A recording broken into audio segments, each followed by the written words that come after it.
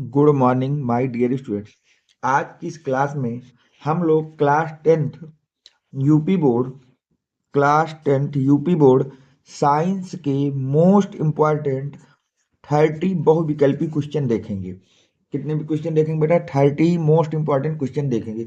अगर आप इस वीडियो को पूरा देख लेते हैं तो आपको यहाँ से 5 से 10 क्वेश्चन आपको अपने बोर्ड पेपर में डायरेक्ट देखने को मिलेंगे। इन क्वेश्चनों के इतने ज़्यादा इंपॉर्टेंट क्वेश्चन है। आज हम सिर्फ रसायन विज्ञान के क्वेश्चनों को कवर करेंगे इस वीडियो में, और वो भी कितने बेटा? 30। अगर आप इन 30 क्वेश्चनों को अच्छी तरह से पढ़ लेते हैं और याद कर लेते हैं तो आप श्योर हो जाइए कि आपको यहाँ से 5 से 6 क्वेश्चन सीधे आपके बोर्ड पेपर में यहाँ से फंसेंगे। चलते हैं हम लोग क्वेश्चन को स्टार्ट करते हैं। देखिए, पहला क्वेश्चन आपसे कह रहा है बेटा कि मछली का श्वसन अंग है कि मछली का श्वसन अंग क्या होता है? श्वास नली, त्वचा, फेफड़ा, गलफड़े। तो याद रखना बेटा, मछली का जो श्वसन अंग होता है वो होता है गलफड़े। क्या होता है बेटा? गलफड़े। नेक्स्ट क्वेश्चन को ध्यान से देखिए, क्या कह रहा है। एथिल एल्कोहल किस प्रकार के श्वसन में बनता है? एथिल एल्कोहल किस प्रकार के श्वसन में बनता है? अवायवीय श्वसन, वायवीय श्वसन, ए व बी दोनों, इनमें से कोई नहीं। तो आपको पता होना चाहिए बेटा, एथिल एल्कोहल का निर्माण हमेशा होता है अवायवीय श्वसन में। किसमें होता है बेटा? अवायवीय श्वसन में एथिल एल्कोहल का निर्माण होता है। नेक्स्ट क्वेश्चन देखिए, क्या कह रहा है आपसे। लैक्टिक अम्ल किस प्रकार के श्वसन में बनता है? कि जो लैक्टिक अम्ल है वो किस प्रकार के श्वसन में बनता है? वायवीय श्वसन में बनता है, अवायवीय श्वसन में बनता है, ए और बी दोनों में, इनमें से कोई नहीं। तो याद रखना बेटा, लैक्टिक अम्ल बनता है अवायवीय श्वसन में। किसमें बनता है बेटा? अवायवीय श्वसन में आपके लैक्टिक अम्ल का निर्माण होता है। देखिए, मैं आपको एक ट्रिक बताता हूँ, उसको ध्यान से समझ लीजिएगा। लैक्टिक अम्ल, लैक्टिक अम्ल और एथिल एल्कोहल, एथिल एल्कोहल, ये दोनों उत्पाद हैं बेटा किसके? अवायवीय श्वसन के। अवायवीय श्वसन के, इसको याद रखना। यहां से एक क्वेश्चन आपको बोर्ड में जरूर से जरूर देखने को मिलेगा अवायवीय श्वसन से रिलेट करके। तो अवायवीय श्वसन में आपका एथिल एल्कोहल भी बनता है और अवायवीय श्वसन में ही आपका लैक्टिक अम्ल बनता है। नेक्स्ट क्वेश्चन, श्वसन के प्रथम चरण में ग्लूकोज विखंडित होकर पायरुवेट बनाता है, यह प्रक्रिया होती है। जो श्वसन का प्रथम चरण होता है उसमें ग्लूकोज विखंडित होकर पायरुवेट बनाता है, यह प्रक्रिया कहाँ पर होती है? माइटोकॉन्ड्रिया पर, ईस्ट पर, कोशिका झिल्ली में, या कोशिका द्रव्य में। तो याद रखना बेटा, ग्लूकोज का पायरुवेट में बदलने की जो क्रिया होती है होती है कोशिका झिल्ली में। कहाँ पे होती है बेटा? कोशिका झिल्ली में होती है। तो ऑप्शन नंबर आपका सी करेक्ट हो जाएगा। नेक्स्ट क्वेश्चन की बात अगर हम करें बेटा, अगला कह रहा है श्वसन में उत्पन्न ऊर्जा संचित होती है किसके रूप में? एडीपी के रूप में, एटीपी के रूप में, एनएडीपी के रूप में, या पीआई के रूप में। तो याद रखना बेटा, श्वसन में जो ऊर्जा उत्सर्जित होती है, इकट्ठा होती है, संचित होती है, वो एटीपी के रूप में होती है। किसके रूप में होती है बेटा? एटीपी के रूप में वो ऊर्जा हमारी संग्रहित की जाती है। नेक्स्ट क्वेश्चन देखिए आपसे क्या कह रहा है।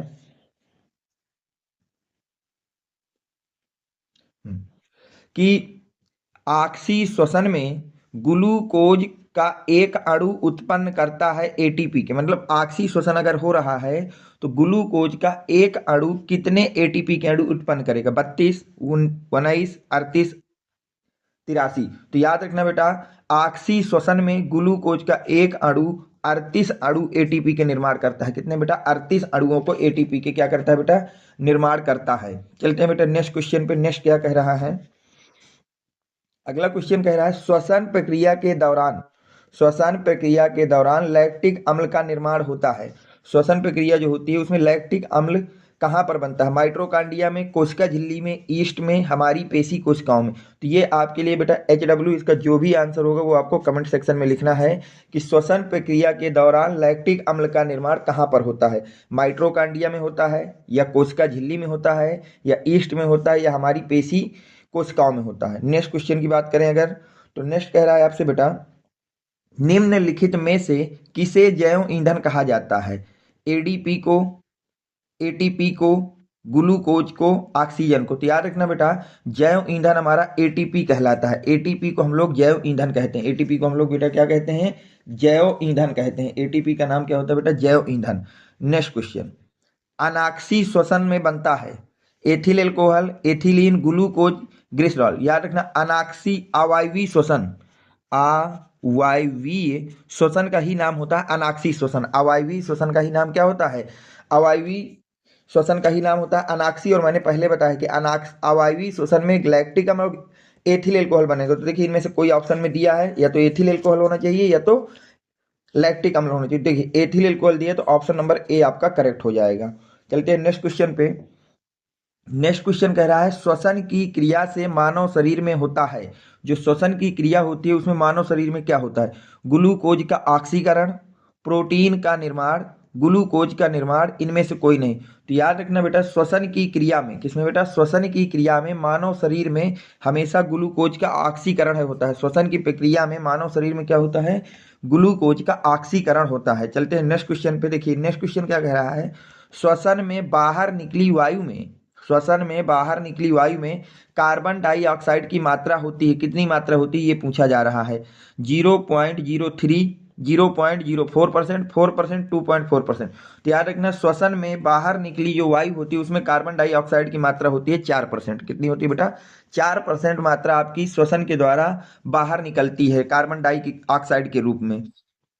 नेक्स्ट क्वेश्चन, श्वसन में बाहर निकली वायु में ऑक्सीजन की मात्रा होती है, में ऑक्सीजन की मात्रा होती है 17%, 21%, 11%, 25%। तो याद रखना, श्वसन में जो वायु बाहर निकलती है उसमें ऑक्सीजन की मात्रा होती है 17%। तो इसको भी याद रखना बेटा, श्वसन में बाहर निकली वायु में 4% आपकी कार्बन डाइऑक्साइड होती है और 17% बेटा ऑक्सीजन होती है। इस पॉइंट को याद रखना, जो वायु श्वसन के द्वारा शरीर से बाहर निकलती है उस बाहर निकलने वाली वायु में 4% कार्बन डाइऑक्साइड तथा 17% ऑक्सीजन गैस मिली होती है। ठीक है, चलते हैं बेटा नेक्स्ट क्वेश्चन पे। अगला क्वेश्चन आपका क्या कह रहा है? क्वेश्चन नंबर 13 की बात करते हैं। देखिए क्वेश्चन नंबर 13 कह रहा है कोशिकाएं पाई जाती हैं। कोशिकाएं कहाँ पाई जाती हैं? हृदय में, फेफड़ों में, मस्तिष्क में, आमाशय में। याद रखना बेटा, कोशिकाएं पाई जाती हैं फेफड़ों में। कोशिकाएं कहाँ पाई जाती हैं बेटा? फेफड़ों में पाई जाती हैं। नेक्स्ट, पायरुवेट के विखंडन से कार्बन डाइऑक्साइड जल तथा ऊर्जा प्राप्त होती है। जब पायरुवेट का विखंडन होता है तो वहां से हमको बेटा कार्बन डाइऑक्साइड जल तथा ऊर्जा प्राप्त होती है। यह क्रिया कहाँ होती है? कोशिका द्रव में, माइट्रोकांडिया में, हरित लवक में, इनमें से कोई नहीं। तो याद रखना बेटा, पायरुवेट का विखंडन होता है माइट्रोकांडिया में। कहाँ होता है बेटा? माइट्रोकांडिया में। तो ऑप्शन नंबर बी आपका करेक्ट हो जाएगा। नेक्स्ट क्वेश्चन देखिए क्या कह रहा है, श्वसन की क्रिया में मानव शरीर में होता है, जो श्वसन की क्रिया होती है इसमें मानव शरीर में क्या होता है? ग्लूकोज का ऑक्सीकरण, प्रोटीन का निर्माण, ग्लूकोज का निर्माण, इनमें से कोई नहीं। तो श्वसन की क्रिया में मानव शरीर में के अंदर क्या होता है बेटा? ग्लूकोज का ऑक्सीकरण होता है। क्या होता है बेटा? ग्लूकोज का ऑक्सीकरण होता है। नेक्स्ट क्वेश्चन, श्वसन में बाहर निकली वायु में कार्बन डाइऑक्साइड की मात्रा कितनी होती है? श्वसन में जो वायु बाहर निकलती है उसमें कार्बन डाइऑक्साइड बेटा 4% होता है। कितना होता है बेटा? 4% होता है। नेक्स्ट, क्लोरोफिल किस कोशिकांग में पाया जाता है? कि जो क्लोरोफिल होता है वो किस कोशिकांग में पाया जाता है? माइट्रोकांडिया में, केंद्रक में, हरित लवक में, ये सभी में। तो याद रखना बेटा, क्लोरोफिल जो है हमारा हरित लवक में पाया जाता है। कहाँ पाया जाता है बेटा? हरित लवक में पाया जाता है। चलते हैं नेक्स्ट क्वेश्चन में। अगला क्वेश्चन क्या कह रहा है, आहार नाल के पेशीय संकुचन को क्या कहते हैं? आहार नाल का जो पेशीय संकुचन होता है उसको क्या कहते हैं? पाचन, क्रमाकुंचन, परिसंचरण, अवशोषण। याद रखना, आहार नाल के पेशीय संकुचन का नाम होता है क्रमाकुचन। क्या नाम होता है बेटा? क्रमाकुचन। तो ऑप्शन नंबर बी आपका करेक्ट हो जाएगा। नेक्स्ट क्वेश्चन, अमीबा अपना भोजन किसके द्वारा पकड़ता है? जो अमीबा होता है वह अपना भोजन किसके द्वारा पकड़ता है? इस स्पर्शक के द्वारा, कूटपाद के द्वारा, जीभ के द्वारा, इनमें से कोई नहीं। तो याद रखना, अमीबा अपना भोजन कूटपाद के द्वारा पकड़ता है। किसके द्वारा पकड़ता है बेटा? कूटपाद के द्वारा पकड़ता है। चलते हैं बेटा नेक्स्ट क्वेश्चन पे। क्वेश्चन नंबर 20 क्या कह रहा है? तो क्वेश्चन नंबर 20 को देखिए, कह रहा है मनुष्य का प्रमुख उत्सर्जी अंग क्या होता है? कि जो मनुष्य है उसका प्रमुख उत्सर्जी अंग क्या होता है? रक्त, श्वेत ग्रंथि, वक्र, अग्नाशय। तो याद रखना, मनुष्य का प्रमुख उत्सर्जी अंग होता है बेटा श्वेत ग्रंथि। क्या होता है? श्वेत ग्रंथि। अगला क्वेश्चन, पित्त का निर्माण होता है, जो पित्त होता है उसका निर्माण कहाँ पर होता है? पित्ताशय में, यकृत में, अग्नाशय में, या वृषण में? तो याद रखना बेटा, पित्त का निर्माण होता है आपका यकृत में। कहाँ पर होता है बेटा? यकृत में। पित्त का निर्माण आपका जो होता है वो कहाँ पे होता है बेटा? यकृत में होता है। पित्त का निर्माण हमारा कहाँ होता है बेटा? यकृत में होता है। चलते हैं नेक्स्ट क्वेश्चन में। प्रकाश संश्लेषण प्रक्रिया में मुक्त ऑक्सीजन प्राप्त होता है। जो प्रकाश संश्लेषण में ऑक्सीजन मुक्त होता है वो कहाँ से प्राप्त होता है हमको? कार्बन डाइऑक्साइड के रूप में, जल के रूप में, ग्लूकोज के रूप में, एटीपी के रूप में। तो प्रकाश संश्लेषण की प्रक्रिया में जो मुक्त ऑक्सीजन होती है वो हमको कहाँ से प्राप्त होती है? जल से प्राप्त होती है। कहाँ से प्राप्त होती है बेटा? जल से प्राप्त होती है। क्वेश्चन नंबर 23 देखिए क्या कह रहा है।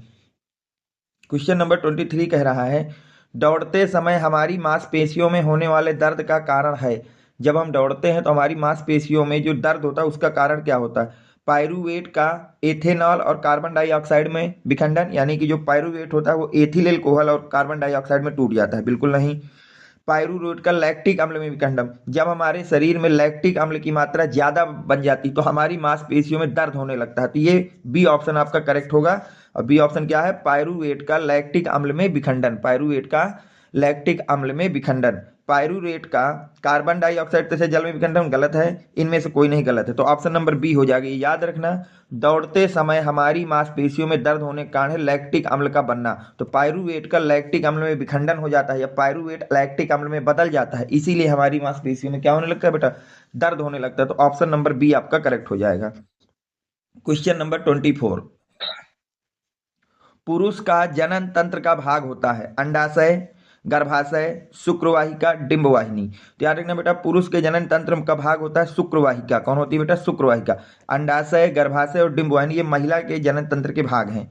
नेक्स्ट क्वेश्चन, श्वसन किस प्रकार की रासायनिक अपक्रिया है? कि जो श्वसन है वो किस प्रकार की रासायनिक अपक्रिया होती है? अपचयन है, संयोजन है, ऊष्माक्षेपी है या ऊष्माशोषी? तो श्वसन हमारी एक ऊष्माक्षेपी अपक्रिया होती है। कैसे? क्योंकि इसमें हमारी ऊर्जा जो है उत्पन्न होती है, और वो सभी अपक्रियाएं जिनमें ऊष्मा उत्पन्न होगी उनको हम ऊष्माक्षेपी की कैटेगरी में रखते हैं। चलते हैं बेटा question number next. Question number 26 देखिए क्या कह रहा है। प्रतिवर्ती चाप से कौन सा तंत्रिका ऊतक संबंधित है? कौन सा ऐसा तंत्रिका ऊतक है जो प्रतिवर्ती चाप से संबंधित है? मस्तिष्क, मेरुरज्जु, मेडुला, आब्लोगेटा, अनुमस्तिष्क। तो याद रखना बेटा, प्रतिवर्ती चाप से कौन सा तंत्रिका ऊतक संबंधित होता है? मेरुरज्जु। कौन सा होता है बेटा? मेरुरज्जु। क्वेश्चन नंबर नेक्स्ट 27 को देखिए क्या कह रहा है। स्वाद की ग्राहियों को क्या कहते हैं? वो ग्राहियां जो स्वाद का आइडेंटिफिकेशन करते हैं उनको क्या कहते हैं? रस संवेदी ग्राही, घ्राण ग्राही, ध्वनि ग्राही या तापग्राही। तो याद रखना, स्वाद की जो आपकी स्वाद ग्राहियों को हम लोग बोलते हैं रस संवेदी ग्राही। क्या बोलते हैं बेटा? रस संवेदी ग्राही। Question number 28। क्वेश्चन नंबर 28 क्या कह रहा है?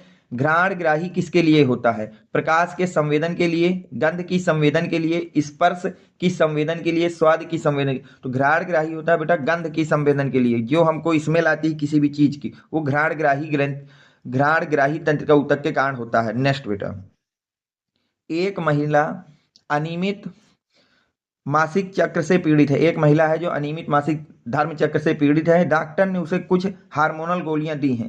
कौन सा विकल्प दर्शाता है कि इसके शरीर में जिस हार्मोन्स की कमी है वह अंतःस्रावी ग्रंथि से है?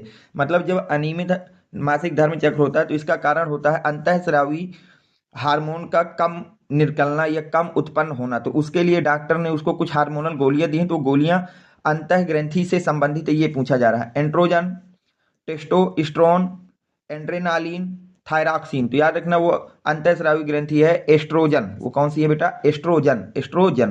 क्वेश्चन नंबर नेक्स्ट, निम्नलिखित में से कौन सा पादप हार्मोन्स है? इनमें से कौन सा है जो पादप हार्मोन्स है, आपको ये बताना है। Insulin, thyroxine, estrogen, cytokinin. तो साइटोकाइनिन आपका आंसर हो जाएगा। ठीक है, ये पादप हार्मोन्स है। ऑप्शन नंबर डी आपका करेक्ट हो जाएगा। तो ये आपके पूरे के पूरे ऑप्शन, मोस्ट इंपॉर्टेंट 30 क्वेश्चन मैंने इस वीडियो में कवर कराए हैं। अगर ये वीडियो आप अच्छी तरह से कवर करते हैं, इन 30 के क्वेश्चनों को याद करके जाते हैं, तो आपके बोर्ड में यहाँ से 3 से 4 क्वेश्चन डायरेक्ट देखने को इसी वीडियो से आपको मिलेंगे। अगर वीडियो आपको पसंद आया हो तो प्लीज़ वीडियो को लाइक करें, चैनल को सब्सक्राइब करें। Thanks for watching. Next video coming soon.